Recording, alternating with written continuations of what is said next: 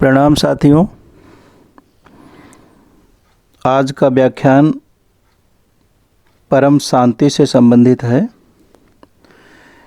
जिसकी खोज की प्रक्रिया में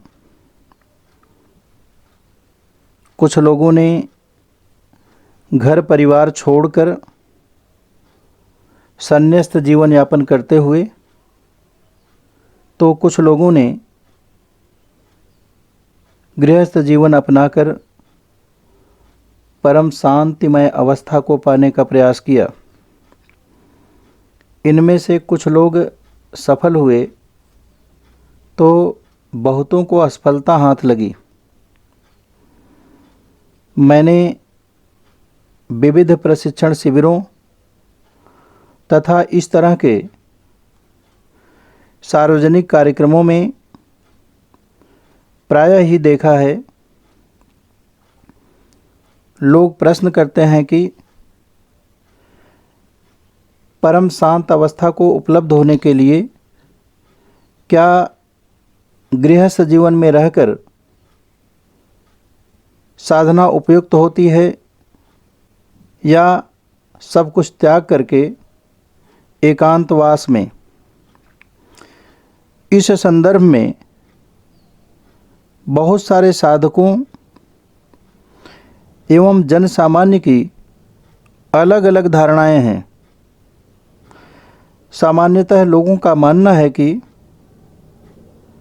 गृहस्थ जीवन यापन करते हुए साधना में अनवरत लगे रहना या नियमित होना बहुत ही कठिन है। ऐसे लोगों की धारणा होती है कि आध्यात्मिक साधना के लिए एकांतवास ज़्यादा उपयुक्त होता है। इसके ठीक विपरीत बहुत सारे लोगों का मानना है कि एकांतवास में जीवन की विविध स्थितियों का समग्रता से अनुभव कर पाना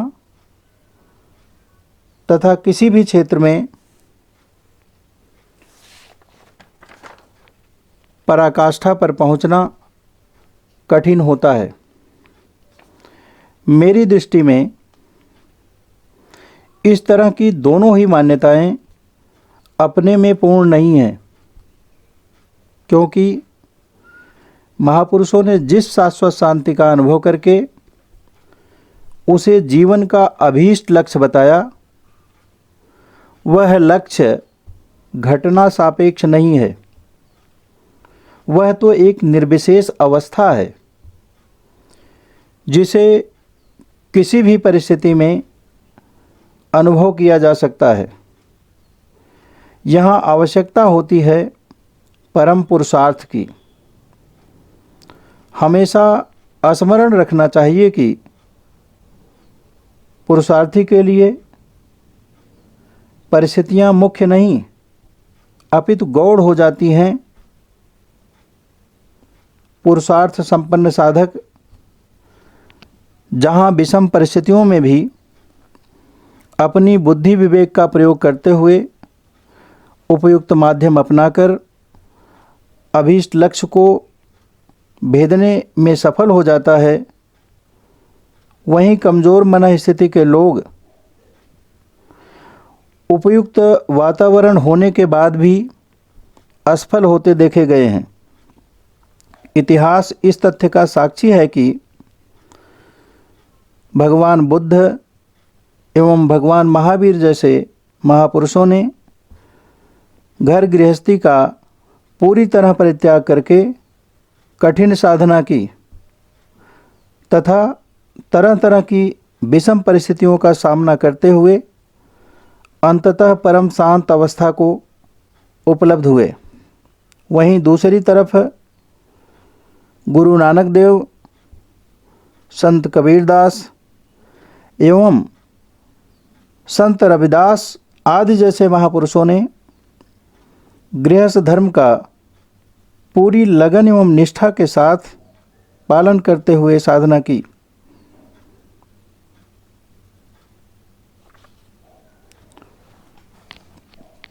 उनके गृहस्थ जीवन में भी तरह तरह की विषमताएं रही होंगी, फिर भी उन्होंने अपने अभीष्ट लक्ष्य को प्राप्त किया।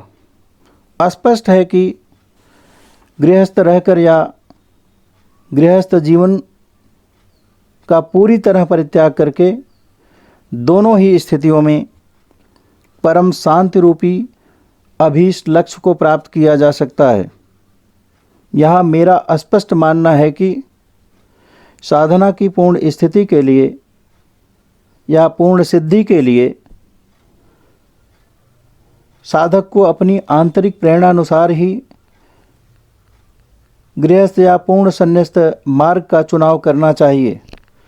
असंतुलित परिस्थिति एवं असंतुलित मार्ग का चुनाव करके किसी भी क्षेत्र में सफलता की आशा करना बुद्धिमानी नहीं होगी। ध्यान रहे, पुरुषार्थ तभी फलीभूत होता है जब हमारा मार्ग एवं प्रयास लक्ष्य के अनुकूल हो। व्यवहारतः देखा जाता है कि जब एक गृहस्थ साधक भौतिक संसाधनों में परम या शाश्वत शांति खोजने का प्रयास करता है तो उसे अंततः निराशा ही हाथ लगती है, क्योंकि भौतिक जीवन परिवर्तनशील है। परिवर्तनशील वस्तु में अस्थायी शांति का अनुभव कभी भी नहीं किया जा सकता। इसी तरह एकांतवासी भी जब एकांतवास की स्थिति में अपने अंदर की तरह तरह की स्थूलताओं का परित्याग नहीं कर पाता तो वह भी असफल ही होता है। इस तथ्य को और अच्छी तरह समझने के लिए यहाँ कार्य कारण के सिद्धांत पर प्रकाश डालना प्रासंगिक होगा। इस सिद्धांत के अनुसार हर कार्य के पीछे कोई न कोई कारण होता है। यदि कोई व्यक्ति आंतरिक एवं बाह्य रूप से अशांत है तो उसके पीछे भी कोई न कोई कारण होगा। जब तक हम इस कारण को पूरी तरह दूर नहीं करेंगे तब तक जीवन में शांति घटित होना संभव नहीं। प्रायः देखा जाता है कि बहुत सारे लोग भौतिक संसाधनों में पूर्ण शांति खोजने का प्रयास करते हैं। विज्ञान एवं तकनीकी क्षेत्र में तरह तरह की उपलब्धियां लोगों को अतिकर भौतिकतावादी बनाती जा रही हैं। वस्तुतः भौतिकता का अतिवाद ही आंतरिक एवं बाह्य अशांति का मूल कारण है। आज पूरे विश्व में जो भी अशांति एवं तनाव का वातावरण बना हुआ है उसका भी मुख्य कारण भौतिक प्रगति के क्षेत्र में अतिवादी मनः स्थिति का प्रयोग ही है। हमें हमेशा याद रखना चाहिए कि भारतीय संस्कृति में धर्म, अर्थ, काम एवं मोक्ष की विस्तृत विवेचना की गई है और स्पष्ट किया गया है कि हमें आध्यात्मिक एवं भौतिक दोनों क्षेत्रों में संतुलित एवं मर्यादित आचरण करते हुए अभीष्ट लक्ष्य परम शांति को उपलब्ध होना है। यदि हम आध्यात्म को आधार बनाकर जीवन यापन करते हैं तो निश्चित रूप से भौतिकता हमारे मार्ग में बाधक नहीं अपितु साधक सिद्ध होती है।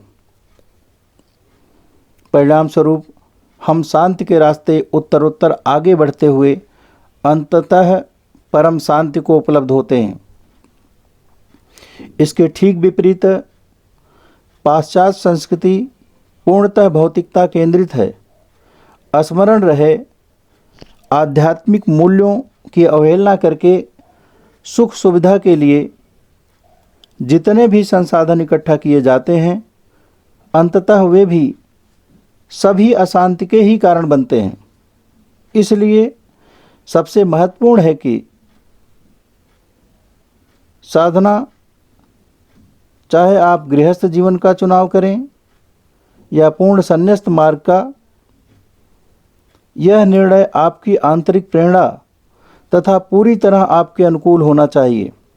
गृहस्थ एवं संन्यास्त दोनों स्थितियों में साधनारत होकर परम शांत अवस्था को उपलब्ध हुआ जा सकता है। आप गृहस्थ हों या पूर्ण सन्यासी, यदि परिस्थिति, प्रयास एवं मार्ग लक्ष्य के अनुरूप है तो सफलता में किसी भी तरह का संदेह नहीं किया जा सकता। इसलिए आप आध्यात्म केंद्रित जीवन शैली में आस्था रखते हुए एक संतुलित एवं पूर्ण सद्मार्ग का चुनाव करके साधना पथ पर अग्रसर हो जाएं, जिससे आपका आध्यात्मिक एवं भौतिक दोनों जीवन सुव्यवस्थित हो सके और अंततः अभीष्ट लक्ष्य परम शांति को उपलब्ध हो सकें। इन्हीं शब्दों के साथ मैं अपने व्याख्यान का समापन करता हूँ। ईश्वर हम सभी की यात्रा मंगलमय बनाए रखे।